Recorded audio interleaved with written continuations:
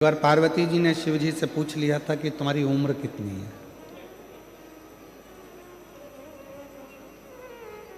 और यदि गुजरात वालों को मालूम हो या जितने लोग इस पवित्र कथा को टीवी के माध्यम से, आस्था चैनल के माध्यम से, सोशल मीडिया के माध्यम से, यूट्यूब फेसबुक के माध्यम से सुन रहे हैं, उनको भी अगर मालूम हो कि शिव जी की उम्र कितनी है,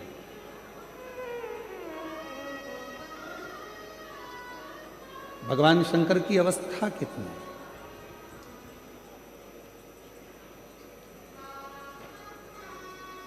किसी को नहीं मालूम।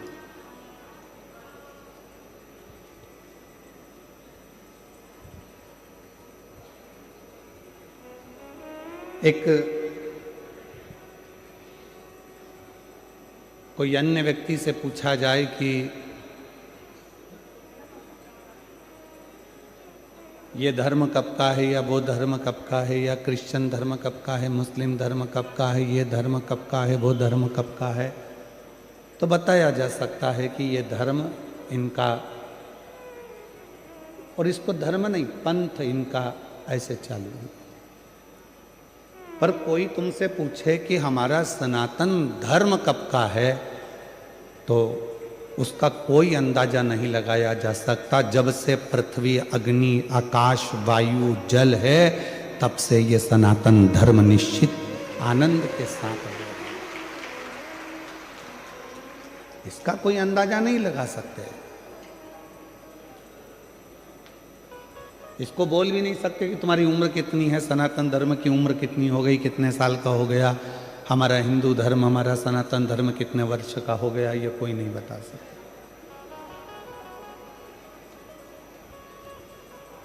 उसी तरह भगवान राम पृथ्वी पर आए तो हम कह सकते हैं कि इतने इतने वर्ष हुए, भगवान कृष्ण पृथ्वी पर आए तो हम कह सकते हैं कि इतने इतने वर्ष हुए, श्री हनुमान जी महाराज पृथ्वी पर आए तो हम कह सकते हैं कि इतने इतने वर्ष हुए।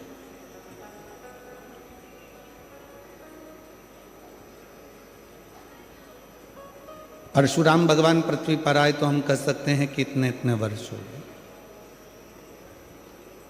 सारे देवताओं का बताया जा सकता है कि इतने वर्ष हुए हैं, पर भगवान देवादिदेव महादेव के लिए कोई पुराण, कोई शास्त्र, कोई वेद ये नहीं बता सकता कि शंकर भगवान कितने वर्ष पुराने हैं या शिव जी की उम्र कितनी है, अवस्था कितनी है, ये शिव जी के लिए कोई नहीं बता सकता।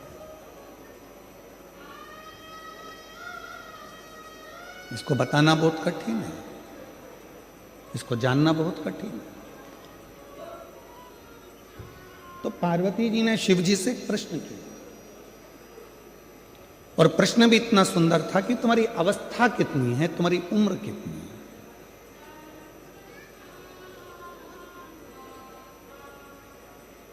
और यही प्रश्न एक बार और आया था कि एक संत भ्रमण करते करते एक शिष्य के घर पर पहुंच गए, और शिष्य के घर पर गए तो उनकी माताजी ने उनको प्रणाम करा, पुरुष ने उनको प्रणाम करा, बेटे ने प्रणाम करा, बहू ने प्रणाम करा, पोता पोती ने प्रणाम करा, सब ने प्रणाम किया।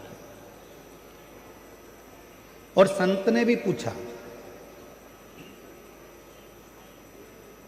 एक बहू से पूछा कि बेटा तुम बताओ कि तुम्हारी सास की उम्र कितनी है, तो कहा मेरे सास की उम्र लगभग अगर देखा जाए तो सास की उम्र तो 68 साल के करीब में हो गई। अच्छा,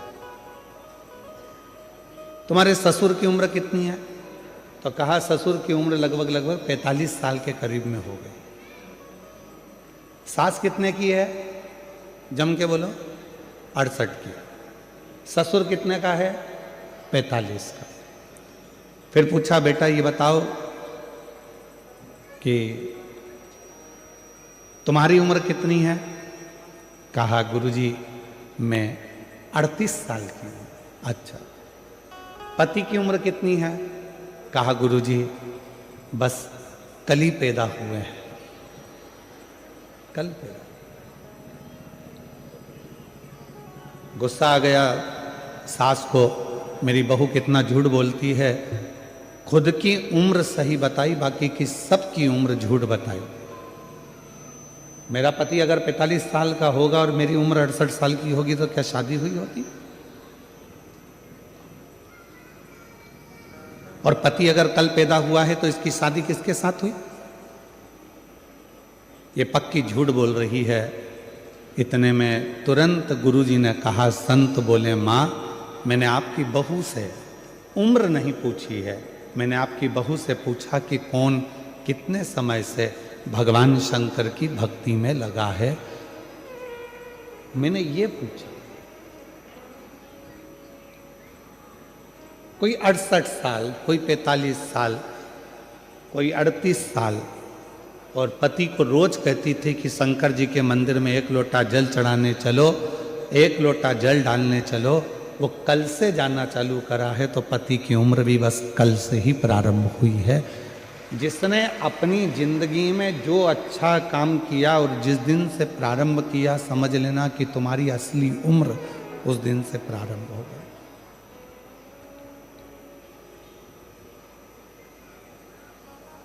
तुम्हारी सही उम्र उस दिन से प्रारंभ हो गई। पार्वती जी ने शिव जी से पूछा कि तुम्हारी अवस्था कितनी है? शंकर भगवान कुछ नहीं बोले, मुस्कुरा दिए। कभी कभी कोई प्रसंग ऐसा होता है जिसमें पति पत्नी का कोई उत्तर नहीं देता और वो मुस्कुरा देता। और कभी कभी ऐसा भी होता है कि पत्नी कोई प्रश्न लेकर जिद कर कर पकड़ लेती है तो पति को उत्तर देना ही पड़ता है।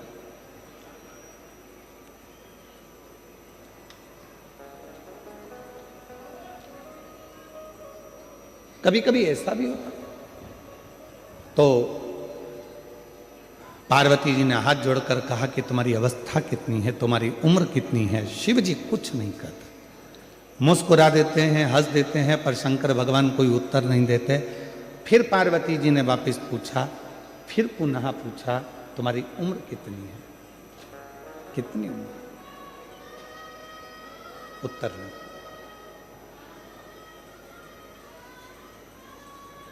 पार्वती जी बार बार शंकर भगवान से पूछ रही हैं, तुम्हारी उम्र कितनी है, तुम्हारी अवस्था कितनी है, तुम्हारी उम्र कितनी है, तुम्हारी अवस्था कितनी है?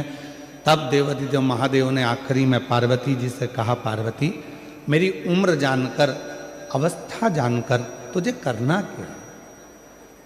क्या करना तुझे अवस्था जानकर, उम्र जानकर? शिव जी बोले, सुन पार्वती, मनुष्य की अवस्था कितनी भी हो, उम्र कितनी भी हो, पर हृदय हमेशा उसका जवान होना चाहिए, मन उसका युवान होना चाहिए।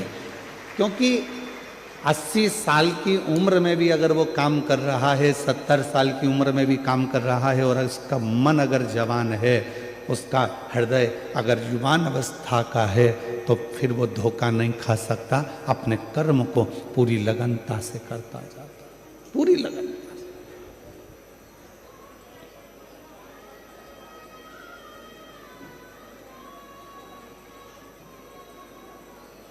अब कोई आपसे पूछे, क्यों साहब भारत की भूमि का संचालन कर रहे माननीय प्रधानमंत्री जी की उम्र कितनी है? आप कहोगे 75 के हो, पर आज का नवयुवक लड़का जितनी बजे अपना कमरा नहीं छोड़ पाता, उससे पहले माननीय प्रधानमंत्री जी नरेंद्र भाई मोदी जी अपना भवन छोड़कर जनमानस के बीच में पहुंच जाते हैं। इसको कहते हैं अवस्था नहीं देखना, भीतर की युवानता देखना। इसको अवस्था नहीं देखते, इसको भीतर की युवानता देखते हैं। अपने भीतर, अपने हृदय, अपने मन की युवा अवस्था।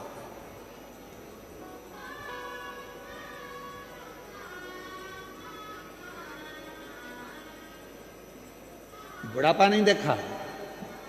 कोई ऐसे भी होते हैं कि 60-65 में, आप लोगों में भी कई माताएं ऐसी बैठी होंगी, कई भाई ऐसे बैठे होंगे जो 25 बार घर में कह देते होंगे, अब तो अवस्था हो गई रे, अब कमर से बनता नहीं है,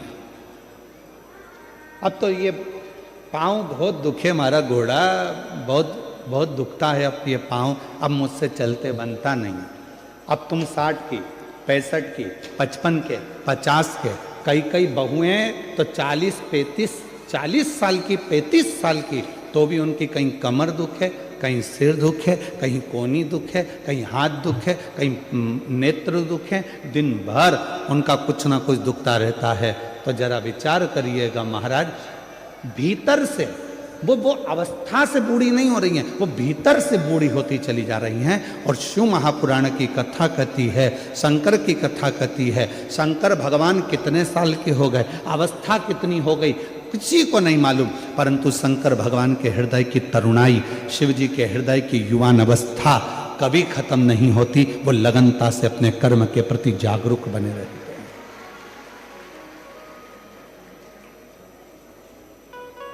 आप कितने जागरूक हैं, ये आपके ऊपर निर्भर करता है।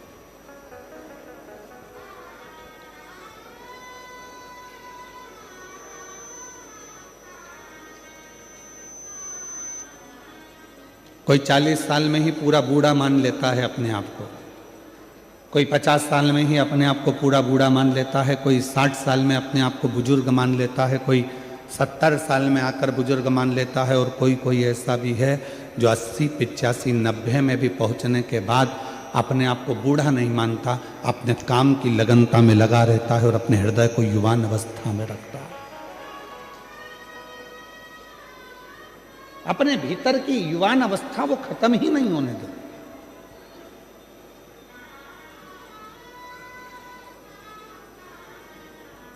दो 2025 चले गया, 2026 आ गया और 26 की ये पहली कथा चालू हो गई।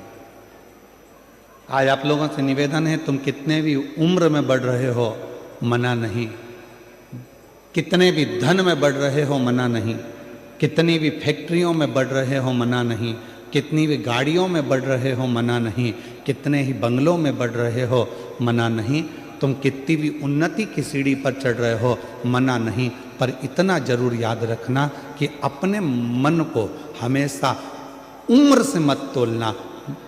उम्र कितनी भी बढ़ जाए, बंगले कितने भी बढ़ जाए, गाड़ी कितनी भी बढ़ जाए, फैक्ट्री कितनी भी बढ़ जाए, गाड़ियां कितनी भी बढ़ जाए, पर मन को हमेशा युवान रखना, तरुण रखना, और जिस मन से आपको दुनिया का सारा कार्य करना, उस मन की तरुणाई को रखिए। किसी ने कह दिया तुम्हारे बस का ये नहीं है, ऐसा हो नहीं सकता कि मेरे बस का नहीं, मेरे को करके मानना। किसी ने कह दिया तुम ये नहीं कर सकते, क्यों नहीं कर सकते, मेरे मन का पूरा विश्वास है, मैं ये कार्य कर कर रहूंगा।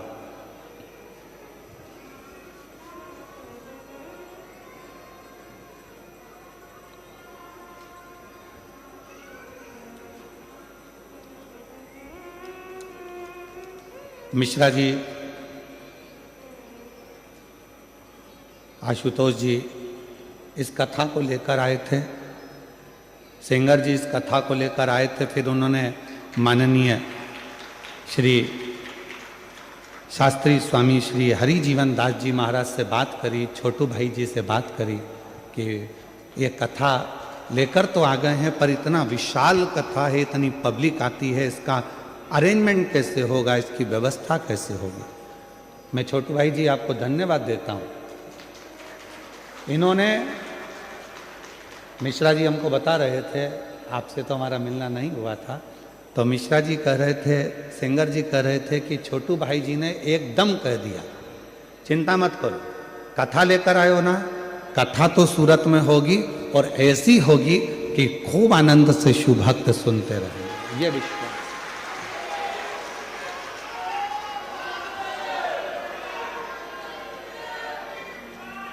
मैं बहुत बहुत साधुवाद देता हूँ छोटू भाई जी आपको, साथ में मिश्रा जी, सेंगर जी आपको, और उससे ज़्यादा साधुवाद देता हूँ लड्डू गोपाल गौशाला के माननीय हरिजीवन दास जी महाराज जी को, जिन्होंने इस कथा को बड़ी सरलता और सहजता के साथ में संजोया, बहुत सरल।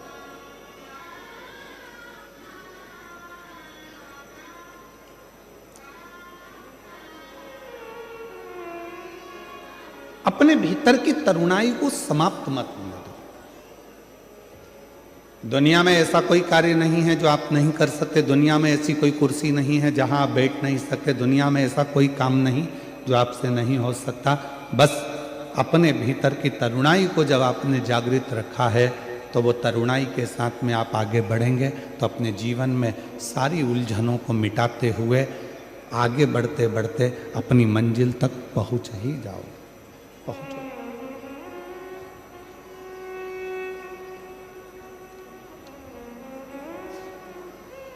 और मैंने तेरे ही भरोसे।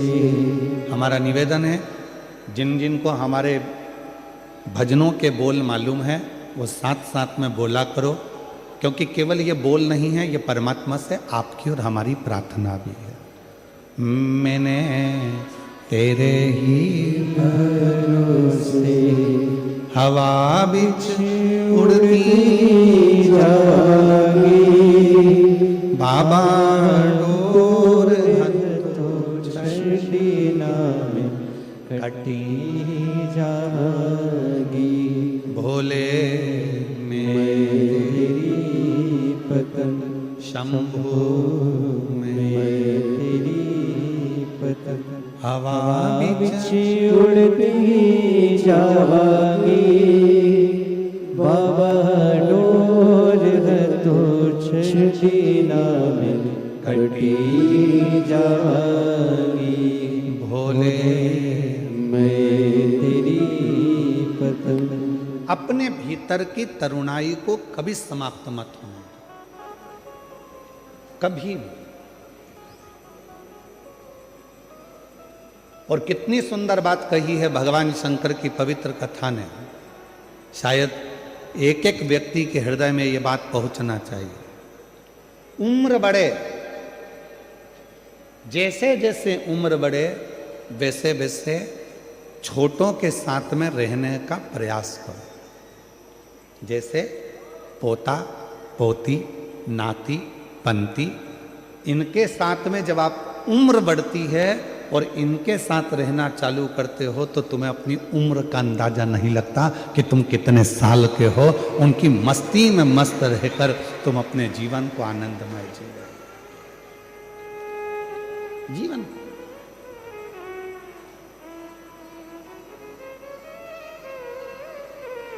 भगवान शिव जी से पूछा, भगवान देवादिदेव महादेव 33 कोटि देवता में केवल एक देवादिदेव महादेव ऐसे हैं जिनकी बहुएं भी आईं, जिनके नाती पंती भी हुए। देवादिदेव महादेव ऐसे हैं, 33 कोटि देवता में केवल एक शंकर भगवान ऐसे हैं, किसी देवता ने अपनी लड़की का कन्यादान नहीं करा, पर 33 कोटि देवता में केवल देवादिदेव महादेव ऐसे हैं जिन्होंने अपनी बेटी का कन्यादान भी करा, अशोक सुंदरी। 33 कोटि देवताओं में एक देवता भगवान देवादिदेव महादेव ऐसे हैं जो कन्यादान भी करे हैं, जिनके घर में बहुएं भी आई हैं, रिद्धि सिद्धि भी आई है, जिनके घर में शुभ लाभ पोते भी आए हैं, फिर पर पोते आमोद और प्रमोद भी आए हैं। शंकर भगवान के पोते तो आए शुभ लाभ, साथ में अमोद और प्रमोद भी आए, उनके पर पोते भी आए। केवल शिव।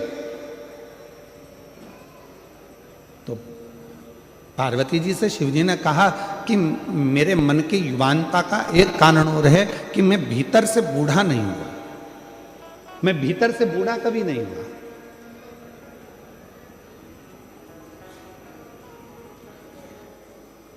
मैं अपने पोतों के साथ में, अपनी बेटी के साथ में, अपने बेटे के साथ में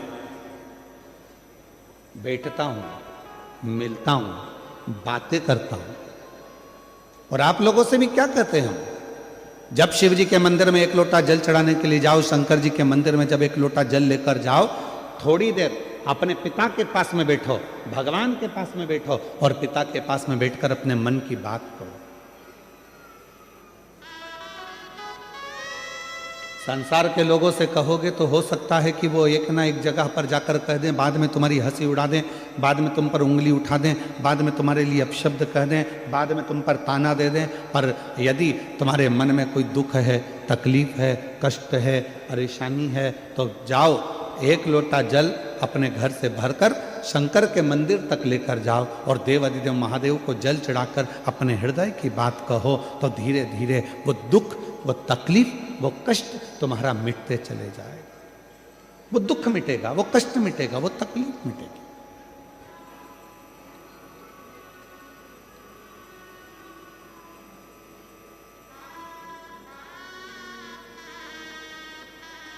और शंभु शरणे पड़ी मांगू घड़ी घड़ी दुख काटो दया करी निर्शन आपो शंभु शरणे पड़ी मांगो घड़ी रे घड़ी दुख काटो दया करी दर्शन आपो। शिव के पास थोड़ी देर जाकर बैठो,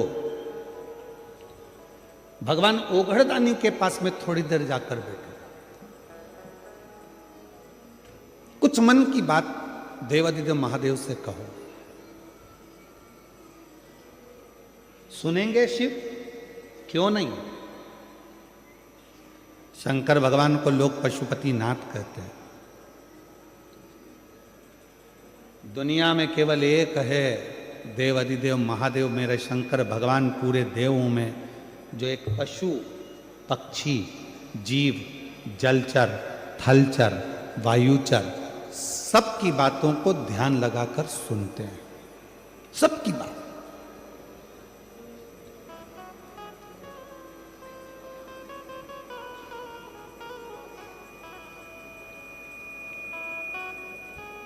और मेरे ओघड़दानी, मेरे शंकर भगवान जब सबकी बातों को ध्यान लगाकर सुनते हैं तो उनके उस बोले हुए वचन को पूर्ण भी करते हैं।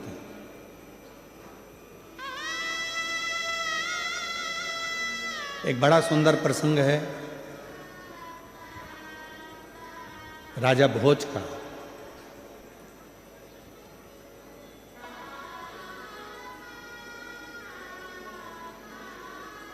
भगवान शंकर के परम भक्त थे राजा भोज, शिव के उपासक थे राजा भोज।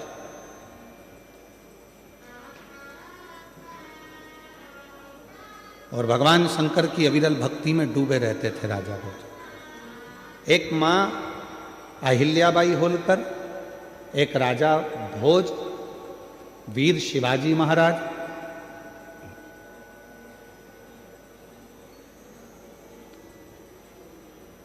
ऐसे शिव के भक्त थे जो भगवान शंकर की अविरल भक्ति में दिन रात डूबे रहते थे। दिन रात अपनी प्रजा का संचालन भी करते थे, अपनी प्रजा को देखते भी थे, पर साथ में शंकर जी की अविरल भक्ति को धारण भी करते थे। और मेरी जीजियों, मेरे जीजाओं, मेरी बेटियों, बेटाओं में और मेरे बुजुर्ग माँ बापों से निवेदन है, मेरे माता पिता से निवेदन करूं, तुम दिन भर व्यस्त रहो, तुम अपने काम में डूबे रहो, अपनी फैक्ट्री में डूबे रहो, अपने दुकानों में डूबे रहो, अपने कार्य में, अपनी नौकरी में, अपने सब काम में डूबे रहो, मना नहीं है, पर निवेदन है 24 घंटे में से कम 24 मिनट भी ना निकले तो 24 सेकंड ऐसे निकालो जो भगवान शंकर के पास जाकर बैठकर अपने मन की बात कह सको और शिव जी आपके मन की बात की पूर्णता कर सके।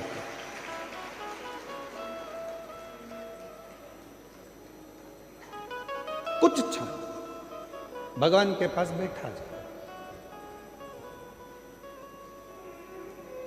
और जब हम उनके पास में बैठेंगे, अपने हृदय की बात कहेंगे, तो कुछ ना कुछ वो सुनेंगे, जरूर सुनेंगे। और यहां तक शिव महापुराण की कथा कहती है, अगर मन में कोई संकर है, मन में कोई संशय उत्पन्न हो गया, मन में कोई बड़ी भारी संकट उत्पन्न हो गया, कोई ऐसी बात तुम्हारे मन में आकर खड़ी हो गई है जिस बात का कोई निर्णय नहीं निकल रहा, तो एक बेलपत्र को हाथ की हथेली में रखकर अपने हृदय से उसको लगाकर मन से बाबा को अपने मन की बात कहकर जब वो बेलपत्र हम शिव जी को समर्पित करते हैं, मान लो हम कुछ नहीं कह पाए बाबा भोलेनाथ जी को, हम अपने दिल की बात शंकर भगवान को कुछ नहीं बता पाए और कुछ रह भी गया तो हमारे मन की बात भगवान देवाधिदेव महादेव स्वीकार कर लेते हैं एक बेलपत्र के माध्यम से। जो हम चाहते हैं शिव उसको स्वीकार कर कर हमारी झोली खुशियों से भरना प्रारंभ कर देते। एक बेलपत्र हमारी पूरी बात को शिव जी तक कह देती है।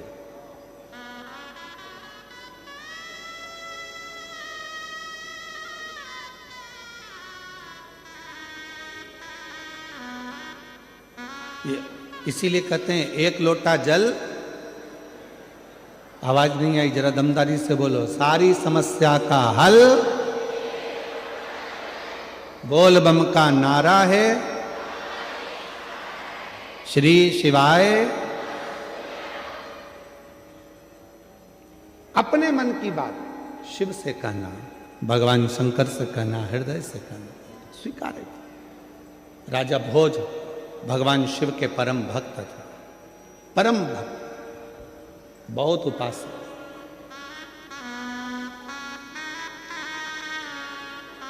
और शिव की अविरल भक्ति में दिन रात राजा भोज लगे रहते थे, भगवान शंकर की आराधना करा करते थे। एक बार राजा भोज ने एक बहुत जरूरी मीटिंग बुलाई, सभा बुलाई।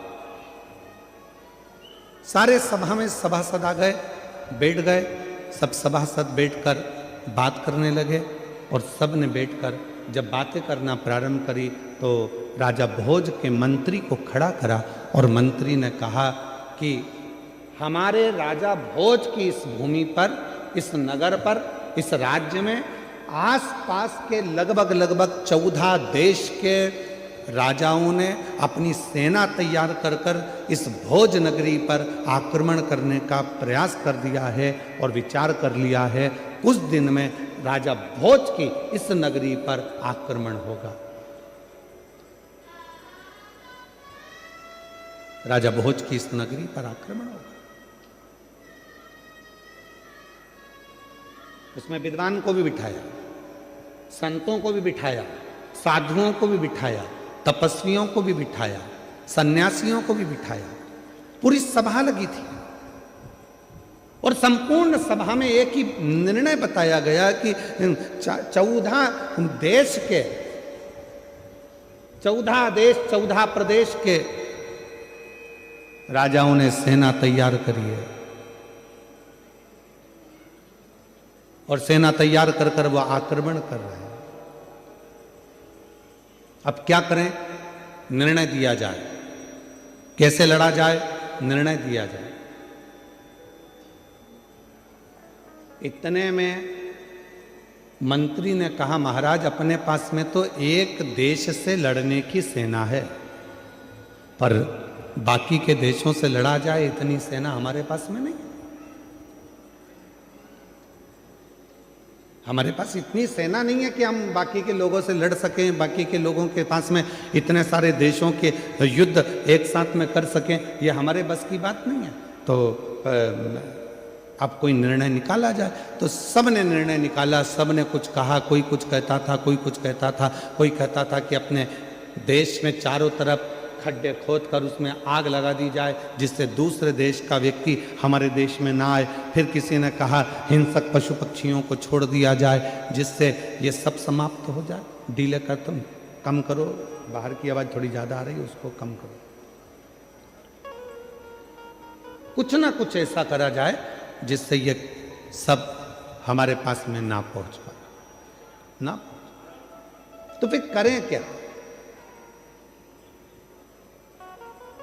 उसी में एक विद्वान बैठा हुआ था। उस विद्वान ने तुरंत कहा, एक काम करते हैं, हमने सुना है कि भगवान देवाधिदेव महादेव को अगर प्रसन्न कर लिया जाए और भगवान शंकर यदि प्रसन्न हो गए, शिव यदि प्रसन्न हो गए, तो फिर कुछ भी दूसरा देश का कोई सैनिक हमारा बाल बांका नहीं कर सकता। ये विद्वानों ने राजा भोज से कह दिया और राजा भोज ने तुरंत शिव को प्रसन्न करने के लिए, भगवान शंकर को प्रसन्न करने के लिए राजा भोज ने अपने जितने आभूषण थे, रतन थे, माणिक थे, मोती थे, जितने भी हीरे पन्ना थे, सब शिव जी को समर्पित करना प्रारंभ कर दिया। जगह जगह पर जाते भगवान शंकर की पूजन करते, जिस ज्योतिर्लिंग में जाते शिव की आराधना करते, शंकर भगवान पर सोना चांदी हीरा पन्ना चढ़ा देते, माणिक चढ़ा देते, मोती चढ़ा देते, रतन चढ़ा देते, आभूषण चढ़ा देते। सारे जगह पर जा जाकर शंकर की आराधना करते, माणिक मोती हीरा पन्ना सोना चांदी सब चढ़ाते, पर शिव जी प्रसन्न नहीं। और इससे पहले अभी जो मुंबई में कथा हुई थी उसमें हमने एक बात कही थी, आप लोगों के स्मरण में होगी, शायद आप लोगों ने ध्यान दिया होगा।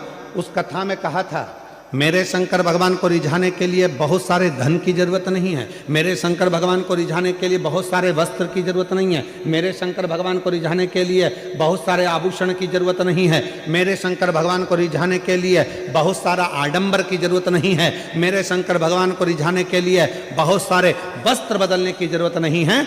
मुंबई की कथा में कहा था, शंकर भगवान को रिझाना है तो दिल से जाकर एक लोटा जल समर्पित कर दो और 3 बार ताली बजाकर हर हर महादेव कह दो, मेरा शिव प्रसन्न हो जाता, मेरा शंकर प्रसन्न हो जाता।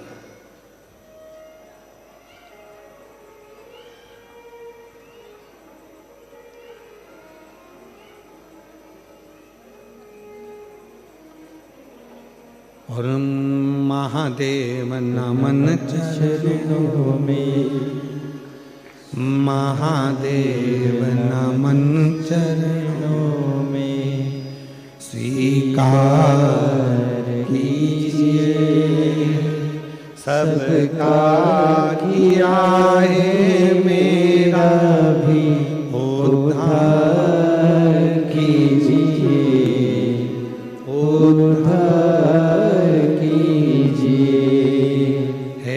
त्रिपुंडधारी, हे त्रिशूलधारी, हे त्रिपुंडधारी, हे त्रिशूलधारी। चरणों में तेरे बाबा जी पावन है चारों धाम, चरणों में तेरे बाबा जी पावन है चारों धाम। तेरी देव करते वंदना, पूजे सीताराम, तेरी देव करते वंदना, पूजे सीताराम। हो जाए पूरी कामना, हो जाए पूरी कामना, उपकार कीजिए सबका किया है, मेरा भी उद्धार कीजिए, उद्धार कीजिए। हे त्रिपुंडधारी, हे त्रिशूलधारी, हे त्रिपुंडधारी, हे त्रिशूलधारी। क्या शिव धन से प्रसन्न हो जाते?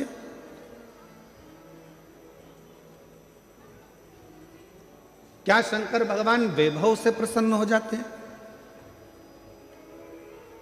क्या शंकर भगवान बहुत सारे माणिक मोती हीरा सोना चांदी अंबर पीतांबर से प्रसन्न हो जाते हैं?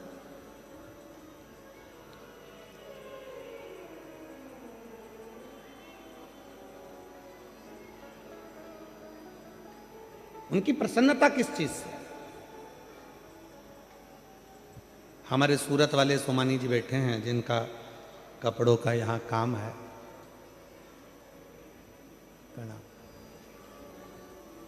ये सूरत से इन्होंने कई बार पहले सीहोर में कुबरेश्वर धाम में आकर कथा के कम से कम इन्होंने 3-4 कथा अपने सीहोर में कराई। एक बार उनके लिए भी जोरदार ताली बजा। बहुत सारी। तो एक बार हमने बाती बात में इनसे पूछ लिया था कि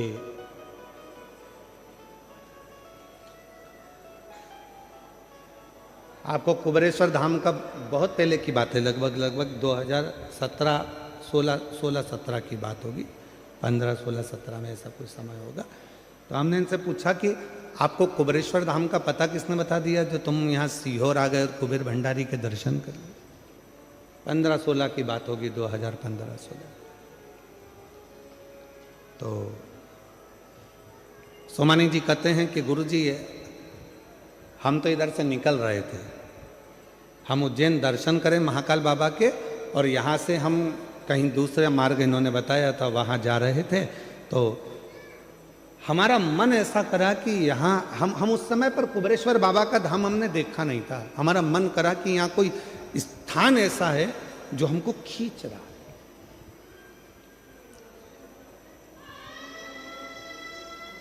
तो हम अपनी गाड़ी को वापस मोड़े, ड्राइवर से कहा कि लेकर चलो। यहाँ पहुँचे। उस समय पर सोमानी जी जब आए थे तो हम धाम पर एक टूटी हुई खाट थी, कहे सोमानी जी, टूटी हुई पलंग थी, एक खटिया रस्सी से बुनी हुई थी, उसका एक 3 पाया था, एक पाए में ईंट फंसी हुई थी, एक के ऊपर एक ईंट रखी हुई थी और 3 पाए उसके थे, उस पर हम बैठे हुए। ये आए, हमने पूछा क्यों, कहाँ से आए हो? तो कहा हम गुजरात सूरत से। हमने कहा तुम यहाँ अंदर कैसे आ गई वीराने में, ये तो सब पेड़ पौधे जंगल है, अंदर आने का रास्ता भी है। कहा बस ऐसा लगा कि अंदर कुछ है, आए। छोटा सा झोपड़ा था ये। उस दिन 1 दिन रुके, 2 दिन रुके, 3 दिन रुके, 3 दिन बाबा की खूब कंकर संकर सेवा करी और चले गए। चौथी बार आए तो ना जाने 4-5 गाड़ी भर के आ गए। फिर आए तो हमने फिर पूछा कि ऐसा क्या मिलता है तुमको कुबेरेश्वर धाम आने पर? तो कहा यहाँ आने वाला व्यक्ति कभी खाली नहीं रहता, जितनी बार आता है उतनी बार लेकर जाता है। ये हम कहें आपको सोमानी जी, केवल एक कुबेरेश्वर धाम ही नहीं, इस व्यास पीठ पे कथा करते करते करते करते 30 साल से ऊपर हो गया, पर ध्यान लगाया है इस कथा में। जो कथा के मंडप में आकर बैठता है, शिव महापुराण की कथा के पंडाल में जाकर बैठता है, जिस दिल से, जिस भाव से जो मांगता है, मेरा देव अधिदेव महादेव उसको देने के लिए उसके दरवाजे पर आता जरूर है। ये देखा